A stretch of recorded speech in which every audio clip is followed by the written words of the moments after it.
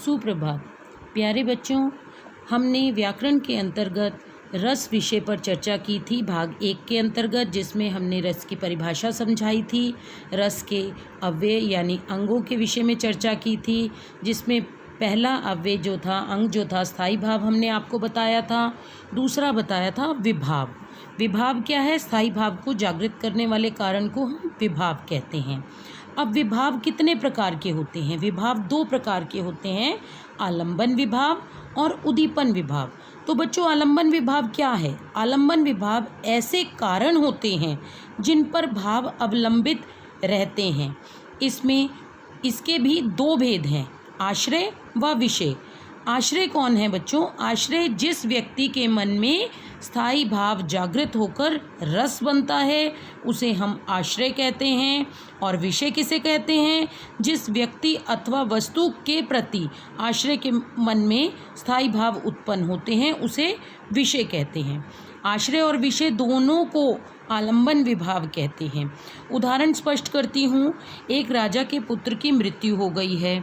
अब राजा जो हैं वो यहाँ पर रो रहे हैं, तो राजा जो है वो आश्रय हैं, क्योंकि रोना जो स्थायी भाव है वो राजा के मन में प्रकट हुआ, और उनका पुत्र यहाँ पर विषय है जिसके कारण वे रो रहे हैं। तो राजा के हृदय में उनके पुत्र के प्रति शोक का भाव है। अब दूसरा देखिए, उद्दीपन विभाव। अब उद्दीपन विभाव क्या है बच्चों, जानते हैं।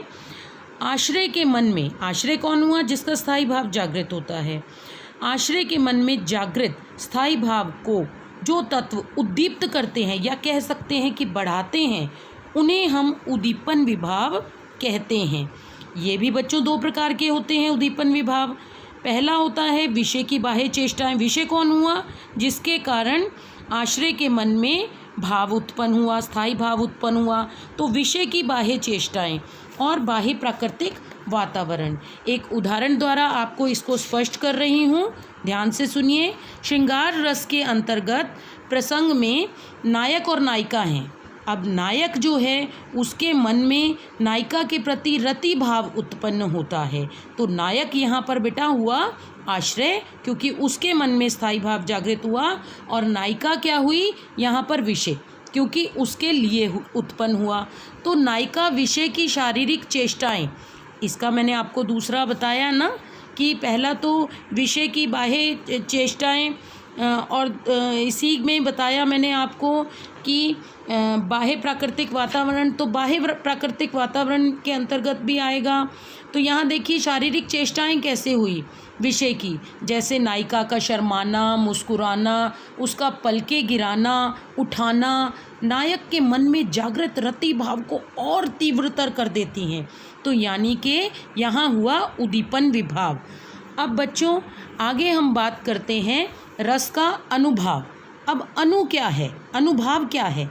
अनु का अर्थ होता है बेटा बाद में, पीछे, ठीक है। तो आश्रय के चित्त में जो भाव उत्पन्न होते हैं वे अनुभाव कहलाते हैं, या दूसरे शब्दों में हम कह सकते हैं कि आश्रय की बाह्य चेष्टाओं को अनुभाव कहते हैं। जैसे शेर को देखकर व्यक्ति जो है वो कांपना, उस व्यक्ति, आपके समक्ष शेर आ गया, आप उसको देखकर कांप रहे हैं, चीख रहे हैं, आप पसीने पसीने हो गए हैं, आपका मुंह पीला पड़ गया है। तो ये सारी चीज़ें, शारीरिक चेष्टाएं किसकी? सारी शारीरिक चेष्टाएं आश्रय की, ये क्या कहलाएंगी? ये अनुभाव कहलाएंगी, यानी कि आश्रय की बॉडी लैंग्वेज। अब बच्चों इसके आगे हम पढ़ते हैं संचारी भाव। तो संचारी भाव क्या है? आश्रय के चित्त में स्थायी भाव के साथ आते जाते रहने वाले अन्य भावों को हम संचारी भाव कहते हैं। इन्हें अस्थिर मनोविकार भी कहते हैं। उदाहरण स्वरूप आप देखिए, समझिए इसको, कि शेर से भयभीत व्यक्ति यानी आश्रय के मन में उत्पन्न चिंता, शंका, मोह, जड़ता, उन्माद आदि भाव संचारी भाव कहलाएंगे। संचारी भावों की संख्या बेटा 33 मानी जाती है। इनमें प्रमुख हैं निर्वेद, ग्लानि, मृद, स्मृति, शंका, आलस्य, दीनता, चपलता, हर्ष, उग्रता आदि। तो बच्चों आगे हम जानते हैं कि रस जो हैं वो 9 प्रकार के होते हैं। ठीक है बेटा। और इसमें वात्सल्य रस को हमने 10वां रस माना है और भक्ति रस को हमने 11वां रस माना है। तो वत्सलता तथा भक्ति ये इनके स्थायी भाव हैं। भरत मुनि ने केवल रस के 8 प्रकार का वर्णन किया है, परंतु आज के समय में हमारे पाठ्यक्रम में 11 प्रकार के रसों का अध्ययन किया जाता है। तो रस के प्रकार स्थायी भाव सहित इस प्रकार हैं। देखिए यहाँ पर तालिका दी गई है। सबसे पहला रस है बच्चों हमारा श्रृंगार रस। श्रृंगार रस, इसका स्थायी भाव क्या हुआ? रति, प्रेम। अब आपको मैं साथ ही साथ बता दूं कि श्रृंगार रस के 2 भेद होते हैं, संयोग श्रृंगार व वियोग श्रृंगार।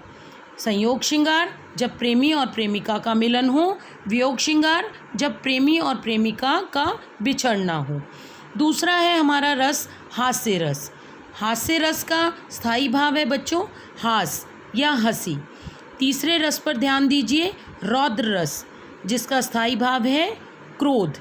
चौथा रस है हमारा करुण रस, जिसका स्थायी भाव है शोक।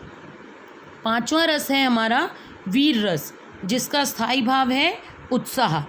6ठा रस है अद्भुत रस, यानी स्थायी भाव आश्चर्य, विस्मय।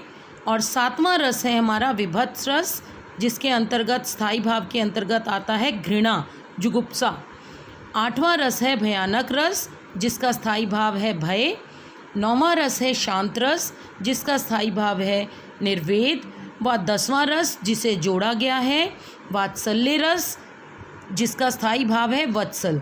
और 11वां है भक्ति रस, जिसमें हमारा स्थायी भाव है भक्ति देवरति। अब यहाँ पर देखिए, जो श्रृंगार रस का हमने रति बताया था आपको स्थायी भाव, तो यदि वत्सल रस की वात्सल्य रस की हम बात करते हैं तो इसमें स्थायी भाव होगा क्या? बच्चों से रति, बाल रति, ठीक है बेटा। और भक्ति रस में होगा ईश्वर रति, भगवत रति।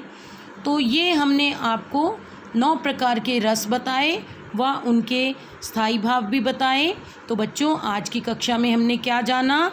हमने जाना विभाव, विभाव के प्रकार, हमने अनुभाव के विषय में चर्चा की, संचारी भाव के विषय में चर्चा की, और रस कितने प्रकार के हैं? हमारे 9 रस थे, जो कि अब हमारे 11 रस हैं। रस और उनके स्थायी भावों के विषय में चर्चा की। अगली कक्षा में हम रस के आगे के विषय में इन रसों को विस्तार से जानेंगे जो तालिका में आपको बताए गए हैं, और इनके उदाहरण भी जानेंगे। तो धन्यवाद, अगली कक्षा में फिर मिलेंगे।